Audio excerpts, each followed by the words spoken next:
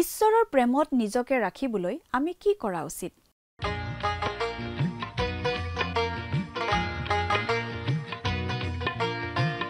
আজিৰে পবিত্ৰ ক্ষণতে উজলি উঠা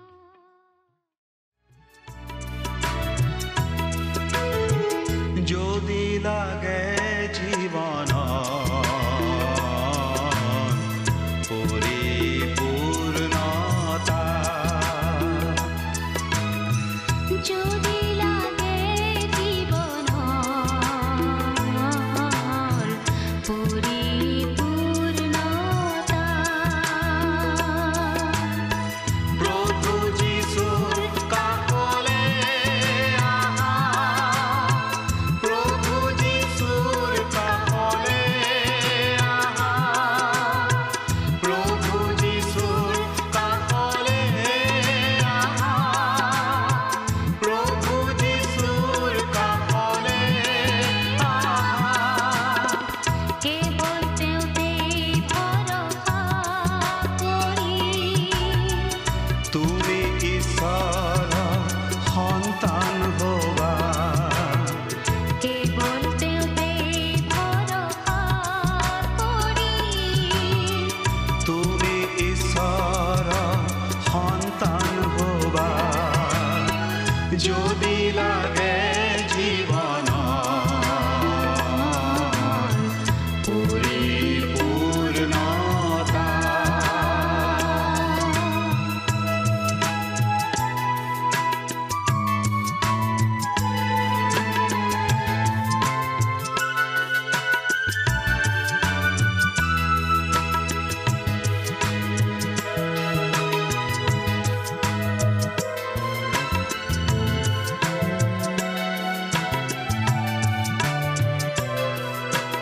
পুৰণি জীৱনৰ পংকিলতা দূৰ কৰিব তুমি নতুন হবা তেওঁৰ প্ৰেমৰ বাণী বিলাবলে জ্ঞান বুদ্ধি আৰু সাহস পাবা পুৰণি জীৱনৰ পংকিলতা দূৰ কৰিব তুমি নতুন হবা তেওঁৰ প্ৰেমৰ বাণী বিলাবলে জ্ঞান বুদ্ধি আৰু সাহস পাবা যদি লাগে জীৱন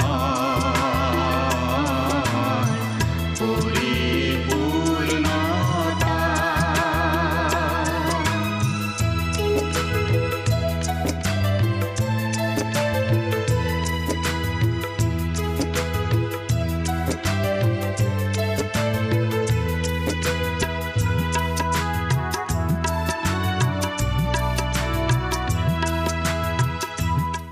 নমস্কাৰ, আমাৰ ভক্তিবচন অনুষ্ঠানলৈ আপোনাক স্বাগতম জনাইছো। খ্ৰীষ্টীয় বিশ্বাসী লোকসকলৰ বাবে বিশেষভাৱে প্ৰস্তুত কৰা এই ভক্তিবচন অনুষ্ঠানটো হৈছে বাইবেল অধ্যয়নৰ ধাৰাবাহিক অসমীয়া অনুষ্ঠান। মাজে মাজে পুৰণি নিয়মৰ পৰা আৰু মাজে মাজে নতুন নিয়মৰ পৰা একোখন পুস্তক অধ্যয়নৰ বাবে লৈ বাইবেলৰ গোটেই ৬৬খন পুস্তকৰে ইয়াত অধ্যয়ন কৰা হ'ব।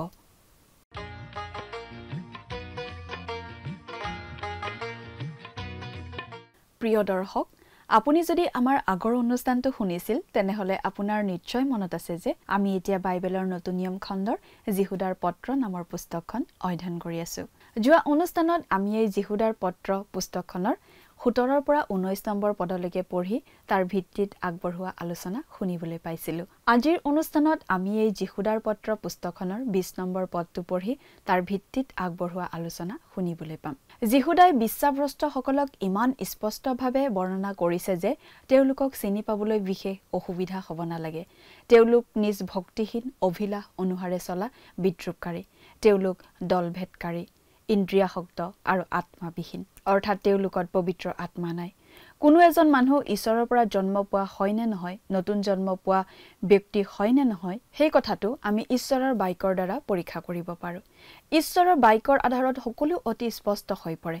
বহুতে আমাক কয় যে ঈশ্বৰৰ বাক্যই প্ৰকৃততে তেওঁলোকৰ জীৱন আৰু তেওঁলোকৰ ঘৰত কেনেকৈ বৈপ্লৱিক পৰিৱৰ্তন আনিছে।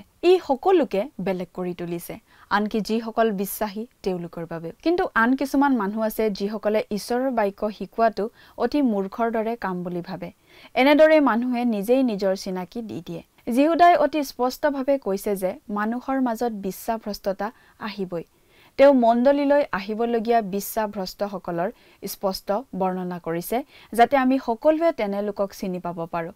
কিন্তু বিশ্বাসভ্ৰষ্টতাৰ দিনত খ্ৰীষ্টীয় বিশ্বাসী এজনে কি কৰা উচিত, কেনেদৰে জীয়াই থকা উচিত, সেই বিষয়ে যিহুদাই 7টা কামৰ কথা উল্লেখ কৰিছে যিবোৰ বিশ্বাসীসকলে এনে দিনত কৰিব পাৰে। আমি আজি এনেকুৱা দিনতে বাস কৰি আছো, গতিকে কথাখিনি আমাৰ বাবে অতি গুৰুত্বপূৰ্ণ। আমি মন দি চোৱা উচিত আৰু সকলো সময়তে মনত ৰখা উচিত। আমি পৰম পবিত্ৰ বিশ্বাসৰূপ ভিত্তিমূলত নিজক গাঁঠিব লাগিব, অৰ্থাৎ আমি ঈশ্বৰৰ বাক্য অধ্যয়ন কৰি থাকিব লাগিব। যিহেতু ঈশ্বৰে আমাক 66খন পুস্তক দিছিল, গতিকে আমি 66খন পুস্তকৰ সকলোবোৰ অধ্যয়ন কৰিব লাগিব। প্ৰিয় দৰ্শক, কথাবোৰ অধিক বহলাই চাবলৈ আহকচোন এতিয়া আমি মূল আলোচনাটোৰ মাজলৈ আগবাঢ়ি যাওঁ। প্ৰিয় শ্ৰোতা, যিহুদাৰ পত্ৰখনত আমি পঢ়ি আছোঁ খ্ৰীষ্টীয় মণ্ডলীত অলক্ষিতে সোমাই পৰা বিশ্বাসভ্ৰষ্ট লোকসকলৰ বিষয়ে যিহুদাই জনাই দিয়া বিভিন্ন কথা। তেওঁ সেই বিশ্বাসভ্ৰষ্ট লোকসকলক আমি কেনেদৰে চিনি পাব পাৰোঁ সেই কথা আমাক জনাই দিছে। খ্ৰীষ্টীয় মণ্ডলীলৈ আহিব ধৰা সেই বিশ্বাসভ্ৰষ্টতা আৰু সেই বিশ্বাসভ্ৰষ্ট লোকসকলৰ বিষয়ে জনাই দিয়াৰ পাছত যিহুদাই উল্লেখ কৰিছে এনে বিশ্বাসভ্ৰষ্টতাৰ দিনত প্ৰকৃত খ্ৰীষ্টীয় বিশ্বাসী এজনে কি কি কৰিব পাৰে বা কেনেদৰে চলা উচিত, তেনে 7টা কথা। আমি আজি যিটো যুগত বাস কৰি আছোঁ, যেনেকুৱা সময়ত আমি বাস কৰি আছোঁ, এনে যুগত এনে পৰিস্থিতিত আমি প্ৰতিজন খ্ৰীষ্টীয় বিশ্বাসীয়ে কৰা উচিত এই 7টা কাম। আহকচোন আমি এতিয়া বাইবেলৰ পৰা চাই যাম।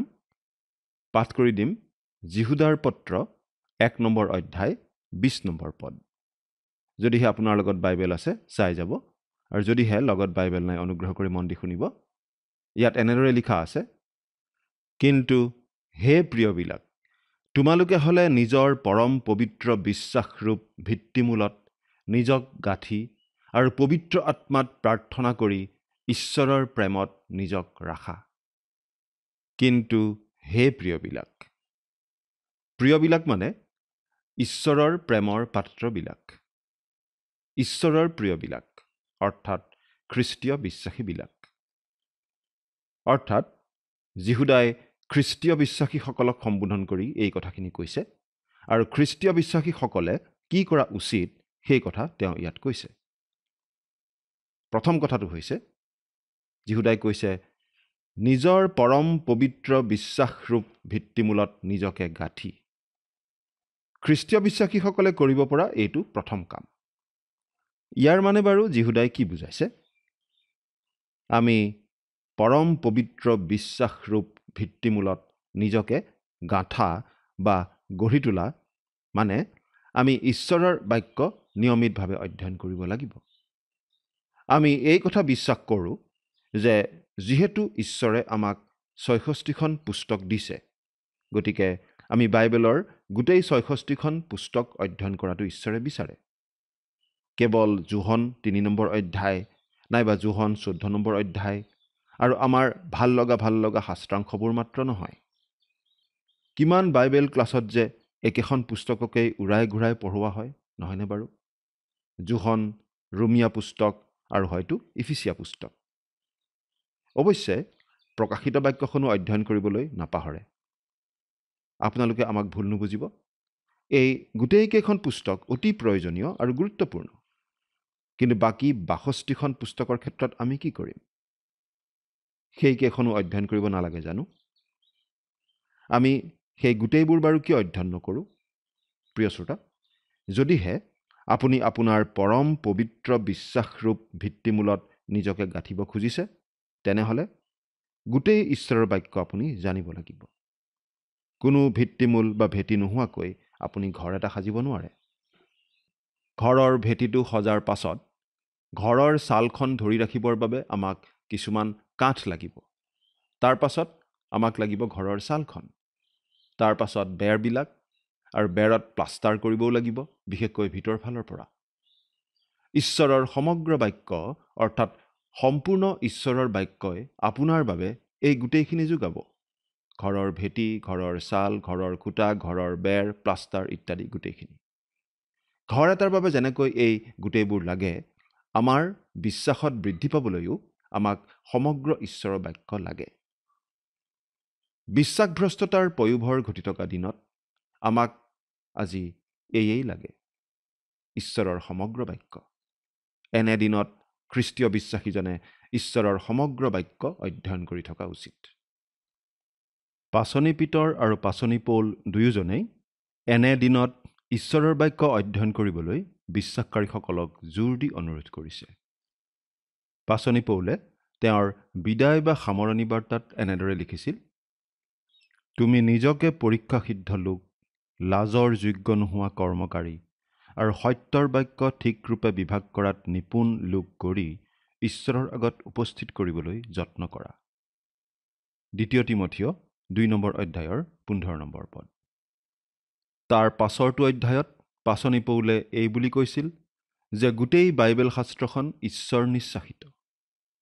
প্ৰিয় শ্ৰোতা, আজিৰ এই দিনত আপোনাৰ মোৰ দৰে ঈশ্বৰৰ সকলো সন্তানৰ বাবে আশ্ৰয়ৰ স্থল হৈছে ঈশ্বৰৰ বাক্য।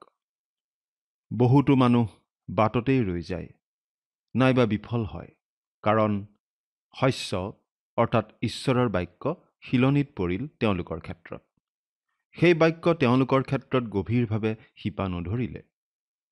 যদিহে আপুনি সমগ্ৰ আৰু সম্পূৰ্ণ ঈশ্বৰৰ বাক্য অধ্যয়ন নকৰে, যদিহে ভাল সাৰুৱা আৰু উৰ্বৰ মাটিলৈ নামি নাযায়, তেনেহ'লে আপুনি সুন্দৰ সুঠাম স্বাস্থ্যৱান গছ এডাল হ'ব নোৱাৰে।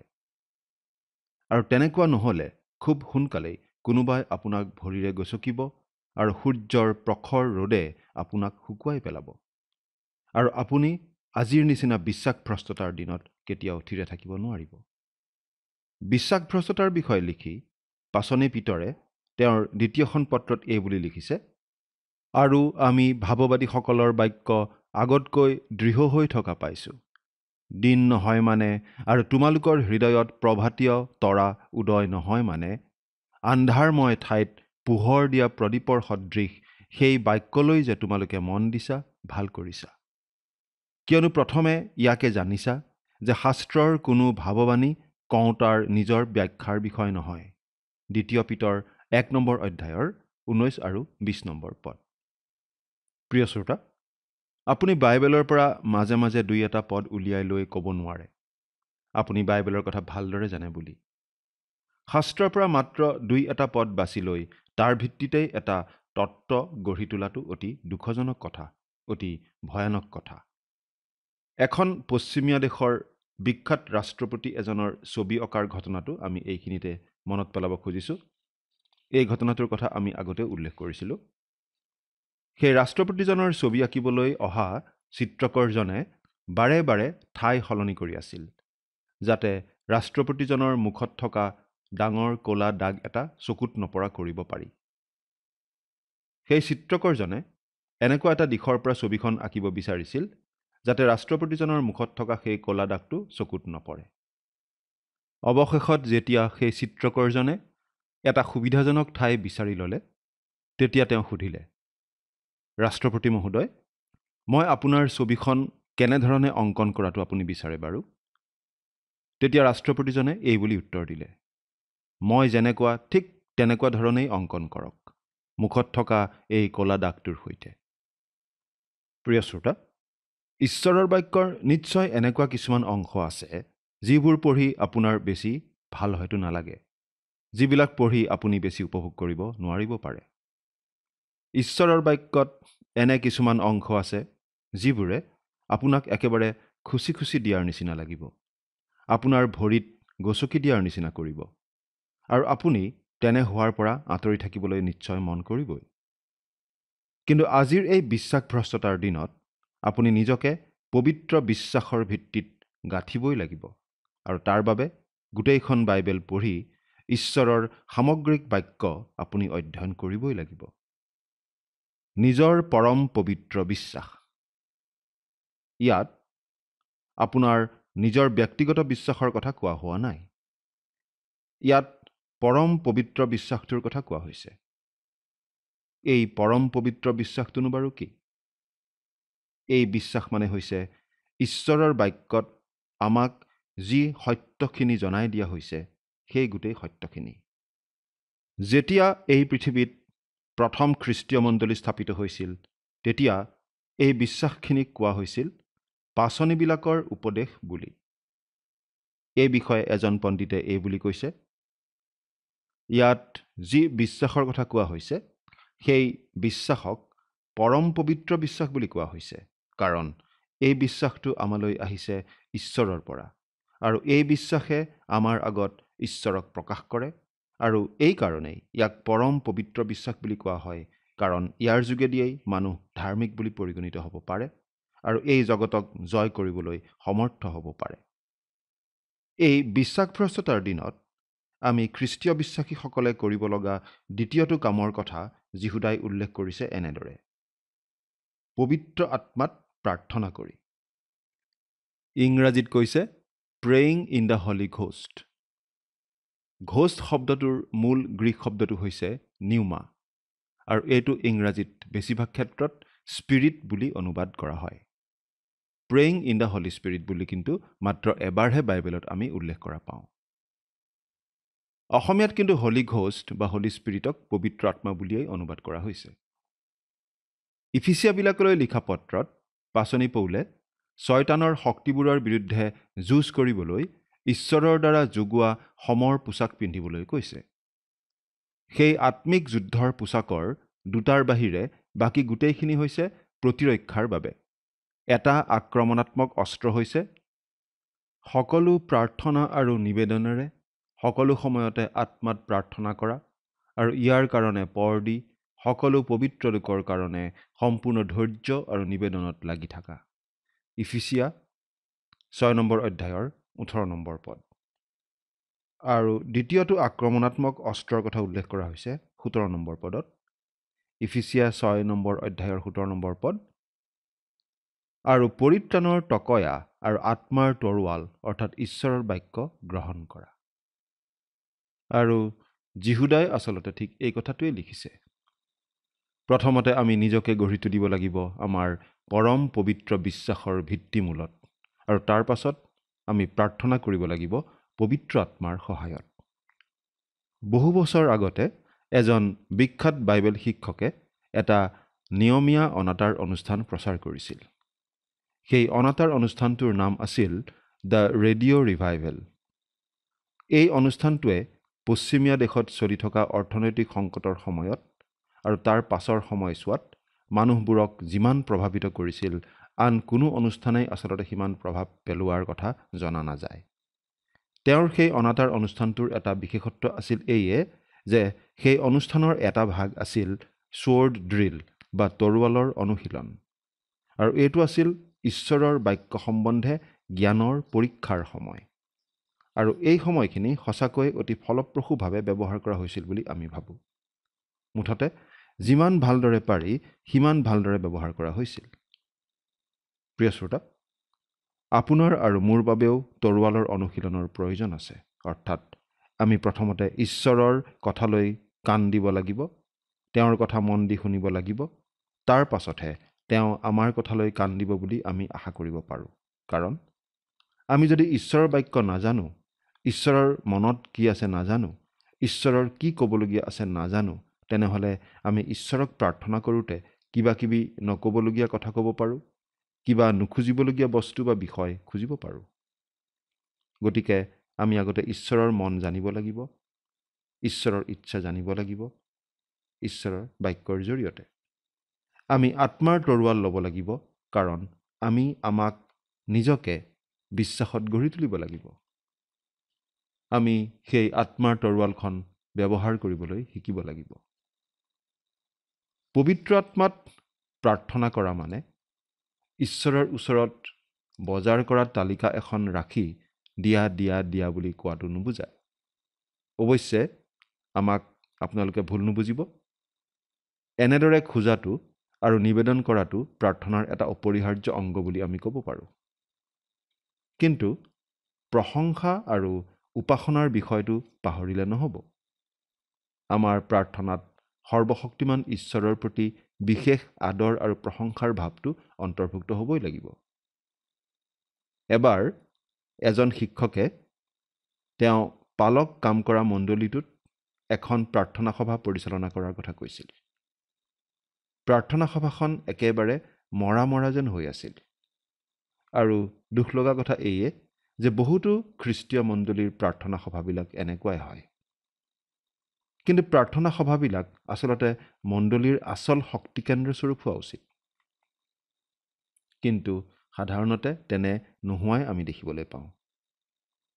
এদিন সন্ধিয়া প্ৰাৰ্থনা সভাৰ সময়ত সেই শিক্ষকজনে এই বুলি ঘোষণা কৰিলে যে সেই সন্ধিয়া প্ৰাৰ্থনা সভাত তেওঁলোকে কোনো বস্তু ঈশ্বৰৰ পৰা নোখোজে, কোনো অনুৰোধ নজনায়, কিন্তু তেওঁলোকৰ জীৱনত কৰা সকলো কাৰ্যৰ বাবে, সকলো আশীৰ্বাদৰ বাবে ঈশ্বৰক ধন্যবাদ জনাব আৰু কেৱল মাত্ৰ প্ৰশংসা আগবঢ়াব। আৰু ঠিক তেনেকুৱাই কৰা হ'ল। আৰু তেওঁ কোৱা মতে সেই প্ৰাৰ্থনা সভাখন কিন্তু অতি চমু হ'ল। সিমান চমু প্ৰাৰ্থনা সভা কেতিয়াও আগতে হোৱা নাছিল। গতিকে মন কৰিবলগীয়া কথাটো এইয়ে যে আমি ঈশ্বৰক অতি কম কথাৰ বাবেহে ধন্যবাদ জনাওঁ আৰু আমি খুব কমেইহে তেওঁৰ প্ৰশংসা কৰোঁ। মানুহে খুব কমেইহে ধন্যবাদ প্ৰশংসা ঈশ্বৰৰ প্ৰতি আগবঢ়ায়। অৱশ্যে ঈশ্বৰৰ ওচৰত নিবেদন জনোৱাটো নিশ্চয় প্ৰয়োজনীয় কথা। আৰু তেনে আবেদন অন্তৰ্ভুক্ত কৰা প্ৰাৰ্থনাবোৰ এটা প্ৰয়োজনীয় পৰিচৰ্যা, বাস্তৱৰ সৈতে সম্বন্ধ থকা পৰিচৰ্যা। পাচনি পৌলে যেতিয়া ৰোম নগৰত থকা খ্ৰীষ্টীয় বিশ্বাসীসকলক তেওঁৰ বাবে প্ৰাৰ্থনা জনাবলৈ অনুৰোধ কৰিছিল, তেতিয়া তেওঁ এই বুলি লিখিছিল, হে ভাইবিলাক, যিহুদিয়াত থকা আজ্ঞা নমনাবিলাকৰ পৰা মই যেন ৰক্ষা পাওঁ আৰু জেৰুচালেমলৈ মোৰ যি পৰিচৰ্যা সেয়ে পবিত্ৰ লোকবিলাকৰ আগত যেন গ্ৰহণীয় হয় আৰু ঈশ্বৰৰ ইচ্ছাৰে তোমালোকৰ ওচৰলৈ আনন্দেৰে গৈ তোমালোকে সৈতে যেন মোৰ প্ৰাণ জোৰাওঁ, এই কাৰণে তোমালোকে মোৰ অৰ্থে ঈশ্বৰৰ আগত প্ৰাৰ্থনা কৰাৰ দ্বাৰাই মোৰে সৈতে প্ৰাণপণে যত্ন কৰিবলৈ। ৰোমিয়া 15 নম্বৰ অধ্যায়ৰ 30 আৰু 31 নম্বৰ পদ। প্ৰাণপণ কৰা মানে শব্দটো হৈছে এগনাইজ, অৰ্থাৎ কষ্ট কৰা। আমি আচলতে অতি কষ্ট সহন কৰি প্ৰাৰ্থনা কৰিব লাগে। পবিত্ৰ আত্মাত প্ৰাৰ্থনা কৰা মানে আমি পবিত্ৰ আত্মাৰ সহায়েৰে প্ৰাৰ্থনা কৰিব লাগে। আমি তেওঁত নিৰ্ভৰশীল হৈ প্ৰাৰ্থনা কৰিব লাগে। পাচনি পৌলে এই বুলিও লিখিছে ৰোমিয়া 8 নম্বৰ অধ্যায়ৰ 26 নম্বৰ পদত, এইদৰে আত্মায়ো আমাৰ দুৰ্বলতাত উপকাৰ কৰে, কাৰণ উচিত মতে কি প্ৰাৰ্থনা কৰিব লাগে তাক আমি নাজানো, কিন্তু আত্মাই নিজে আমাৰ অৰ্থে অনিৰ্বচনীয় কেকনিৰে নিবেদন কৰে। প্ৰিয় শ্ৰোতা, আপুনি বা মই আচলতে কি প্ৰাৰ্থনা কৰিব লাগে ভালদৰে নাজানো। কি খুজিব লাগে, কেনেকৈ খুজিব লাগে আমি আচলতে নাজানো। আমি আচলতে একোটি সৰু শিশুৰ নিচিনা। যেতিয়া আমি কোনো এটা সৰু শিশু কোনো দোকানলৈ লৈ যাওঁ, তেতিয়া সেই শিশুটিয়ে যি দেখে তাকেই খোজে। মুঠতে তাক যি দেখে তাকেই লাগে, নহয়নে বাৰু? আনকি শিশুটিয়ে এনেকুৱা বস্তু কিছুমানো খোজে যিবোৰ বস্তু সি আচলতে খোজা উচিত নহয়, কাৰণ তেনেকুৱা বস্তুৱে তাৰ একো উপকাৰ নকৰে, কিন্তু হয়তো অপকাৰহে কৰিব। সৰু শিশু এটিয়ে তেনেদৰে বস্তুবোৰ খোজা দেখিলে আমি আচলতে ভাবিব লাগে, আমিও আচলতে তেনেকৈ প্ৰাৰ্থনা কৰোঁ। আমিও আচলতে সৰু শিশুৰ নিচিনাকৈ ঈশ্বৰক খুজি থাকোঁ, প্ৰভু মোক এইটো লাগে, প্ৰভু মোক সেইটো দিয়া, প্ৰভু মোক সেইটো দিয়া, নহয়নে? ঈশ্বৰে সদায় আমি বিচৰা বস্তুবোৰ আমাক নিদিয়ে। আমি বিচৰা সকলোবোৰ বস্তু ঈশ্বৰে আমাক কেতিয়াও নিদিয়ে। কিয় নিদিয়ে বাৰু? কাৰণ আমি যেতিয়া তেনেদৰে প্ৰাৰ্থনা কৰোঁ, যদি প্ৰাৰ্থনাত আমি তেনেদৰে খুজি থাকোঁ, তেতিয়া আচলতে আমি আত্মাত প্ৰাৰ্থনা নকৰাটো বুজায়। আচলতে পবিত্ৰ আত্মাক আমাৰ হৈ নিবেদন কৰিবলৈ দিবলৈহে আমি শিকিব লাগে। বহু বছৰ আগৰ কথা, এখন পিছপৰা দেশত মিছনেৰী কাম কৰি থকা মানুহ এজনে এজন বিখ্যাত শিক্ষকলৈ এটা ক্ৰুজ পঠাই দিছিল আৰু সেই ক্ৰুজটোত প্ৰাৰ্থনাৰ সূত্ৰ এটা এনেদৰে লিখা আছিল। প্ৰাৰ্থনা হৈছে পবিত্ৰ আত্মাই বিশ্বাসকাৰীজনত খ্ৰীষ্টৰ মাজেৰে ঈশ্বৰক কথা কোৱা কাৰ্য। আকৌ কৈ দিছোঁ, প্ৰাৰ্থনা হৈছে পবিত্ৰ আত্মাই বিশ্বাসকাৰীজনত খ্ৰীষ্টৰ মাজেৰে ঈশ্বৰক কথা কোৱা কাৰ্য। এইটো প্ৰাৰ্থনাৰ এটা অতি সুন্দৰ সূত্ৰ, নহয়নে বাৰু? প্ৰিয় শ্ৰোতা, আমি প্ৰাৰ্থনা কৰিবলৈ শিকিব লাগে। এইটো নিশ্চয় আচৰিত কথা নহয় যে খ্ৰীষ্টৰ শিষ্যসকলে খ্ৰীষ্টক প্ৰাৰ্থনা কৰা দেখি আৰু শুনি আৰু নিজৰ নিজৰ জীৱনৰ সৰু টুলুঙা প্ৰাৰ্থনাবোৰৰ কথা মনত পেলাই খ্ৰীষ্টক এই বুলি কৈছিল, প্ৰভু আমাক প্ৰাৰ্থনা কৰিবলৈ শিকাওক। লোকে লিখা শুভবাৰ্তা 11 নম্বৰ অধ্যায়ৰ 1 নম্বৰ পদত আমি এই কথা পাওঁ।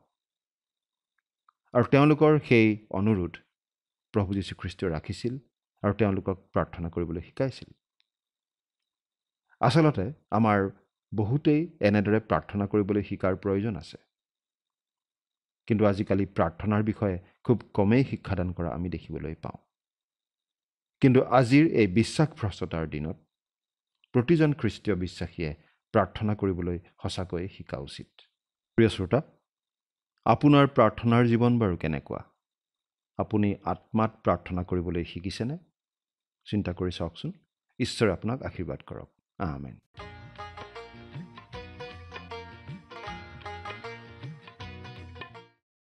বিশ্বাসভ্ৰষ্টতাৰ দিনবোৰত বিশ্বাসীসকলে পবিত্ৰ আত্মাত প্ৰাৰ্থনা কৰি ঈশ্বৰৰ প্ৰেমত নিজক ৰাখিব লাগিব। ঈশ্বৰে আমাৰ কথা শুনাৰ আগতে আমি প্ৰথমে ঈশ্বৰৰ কথা শুনিব লাগিব, কাৰণ আমি বহুতো নক'বলগীয়া কথা ঈশ্বৰৰ আগত কৈ পেলাব পাৰোঁ।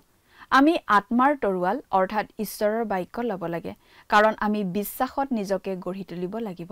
পবিত্ৰ আত্মাত প্ৰাৰ্থনা কৰাটো ঈশ্বৰৰ হাতত গেলামালৰ তালিকা এখন দিয়াৰ নিচিনা কথা নহয়। প্ৰাৰ্থনাত প্ৰশংসা আৰু উপাসনা থাকিবই লাগিব। আমাৰ প্ৰাৰ্থনাত সৰ্বশক্তিমান ঈশ্বৰৰ আৰাধনা আৰু প্ৰশংসা অন্তৰ্ভুক্ত হ'ব লাগে। আমি ঈশ্বৰৰ প্ৰেমত নিজকে ৰাখিব লাগিব। ঈশ্বৰে বিশ্বাসীক ভাল পায়। আমি ঈশ্বৰক আমাক ভাল পোৱাৰ পৰা বাধা দিব নোৱাৰোঁ। যদিও আমি ছাতি এটা লৈ থাকিলে ঈশ্বৰৰ প্ৰেমৰ উষ্ণতা অনুভৱ নকৰিব পাৰোঁ, আমি ঈশ্বৰৰ প্ৰেমৰ ৰদত নিজকে ৰাখিলে তেওঁৰ প্ৰেমে আমাৰ হৃদয় আৰু জীৱনত প্লাবিত কৰিব। প্ৰিয় দৰ্শক, আজিলৈ আমাৰ অনুষ্ঠানটো ইমানতে সামৰণি মাৰিব খুজিছোঁ। পৰৱৰ্তী অনুষ্ঠানত আপোনালোকক পুনৰ লগ পোৱাৰ আশা ৰাখিছোঁ। সামৰণিতে আহক খন্তেক প্ৰাৰ্থনাত মূৰ দুৱাওঁ। স্বৰ্গত থকা অতি মৰমীয়াল দয়ালু পিতৃ ঈশ্বৰ, প্ৰভু তোমাক ধন্যবাদ দিছোঁ তোমাৰ পবিত্ৰ বাক্য অধ্যয়নৰ বাবে। দয়ালু মৰমীয়াল পিতৃ ঈশ্বৰ, বিশেষকৈ সময়তে প্ৰাৰ্থনা কৰিছোঁ তোমাৰ চৰণত প্ৰতিজন দৰ্শকসকলৰ বাবে। প্ৰভু, তেওঁলোকৰ জীৱনত তুমি আশীৰ্বাদ কৰিবা। আৰু প্ৰভু, যদি কোনোবাই হয়তো প্ৰভু তেওঁলোকে কিবা কামত নিয়োগ হৈ আছে, সেই কামসমূহ প্ৰভু সত্য আৰু নিষ্ঠাৰে প্ৰভু কৰি যোৱাত তুমি তেওঁলোকক সহায় কৰিবা আৰু তেওঁলোকৰ সকলো প্ৰয়োজন প্ৰভু তুমি পূৰণ কৰিবা। এই সকলো যাচনা মহান ত্ৰাণকৰ্তা প্ৰভু যীশুখ্ৰীষ্টৰ নামত অৰ্পণ কৰিছোঁ। আমেন। প্ৰিয় দৰ্শক, যোৱা অনুষ্ঠানৰ প্ৰশ্নটোৰ শুদ্ধ উত্তৰটো হৈছে অপশ্যন চি 15টা। লোকে লিখা শুভবাৰ্তা 11 অধ্যায় 1 পদত কিহৰ বিষয়ে উল্লেখ কৰা হৈছে? অপশ্যন এ ঐক্য, অপশ্যন বি প্ৰেম, অপশ্যন চি প্ৰাৰ্থনা, অপশ্যন ডি বিশ্বাস। প্ৰিয় দৰ্শক, আজিৰ প্ৰশ্নৰ সঠিক উত্তৰটো আজি সন্ধিয়া 6 বজাৰ আগেয়ে আপোনাৰ নাম আৰু সম্পূৰ্ণ ঠিকনাৰে সৈতে আমালৈ 7429840242 নম্বৰত SMS নাইবা হোৱাটছআপ যোগে প্ৰেৰণ কৰক। প্ৰিয় দৰ্শক, আপুনি যদি আমাৰ এই অনুষ্ঠানৰ যোগেদি আশীৰ্বাদপ্ৰাপ্ত হৈছে আৰু আমাৰ লগত কথা পাতিবলৈ বিচাৰিছে বা আপোনাক প্ৰাৰ্থনাৰ সহায় পৰামৰ্শ লাগে, তেন্তে আমালৈ 7429840242 এই নম্বৰত পোনপটীয়াকৈ ফোন কৰিব পাৰিব। ধন্যবাদ।